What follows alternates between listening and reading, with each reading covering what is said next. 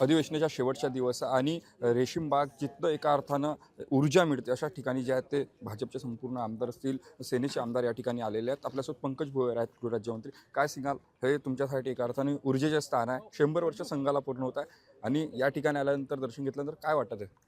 दरवर्षी हिवाळी अधिवेशनाच्या वेळेस एक दिवस आम्हाला या ठिकाणी निमंत्रित केलं जातं आणि आम्ही सर्व मंडळी या ठिकाणी उपस्थित राहतो.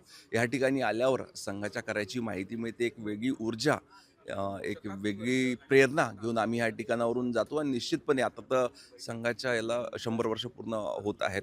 त्यानिमित्ताने देखील सर्वांमध्ये एक वेगळी ऊर्जा सर्व सदस्यांमध्ये आहे. या ठिकाणावरून जी शिस्तीचे धडे दिले जातात आमच्या माध्यमातून, ते समाजातील इतर मंडळींना देखील मिळाले पाहिजे, हा प्रयत्न या ठिकाणी असतो. आपण जर बघितलं असेल तर संघाने 100 वर्ष यावर्षी पूर्ण झाले आणि संघ सर्व क्षेत्रात एका अर्थाने काम करत आहे. अशावेळी अनेक क्षेत्रामध्ये जर आपण काम करत असताना असा कुठला क्षेत्र आहे ज्या ठिकाणी अजूनपर्यंत आपण पोहोचलो नाही मात्र संघ पोहोचला, याबद्दल काय सांगाल आपण? संघाचं कार्य अतिशय व्यापक आहे.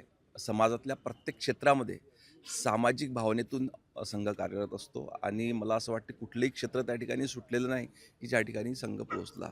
राजकारणामध्ये काम करत असताना आमच्या समोर जे प्राधान्यानं समस्या आहे ते आम्ही त्याच्यावर लक्ष देत असतो, परंतु संघ मात्र प्रत्येक ठिकाणी नियोजनबद्ध पद्धतीनं सर्व ठिकाणी सामाजिक दायित्वातून समाजातल्या शेवटच्या घटकाला कशी मदत करता येईल तो देखील प्रयत्न त्यांच्या माध्यमातून होत असतो.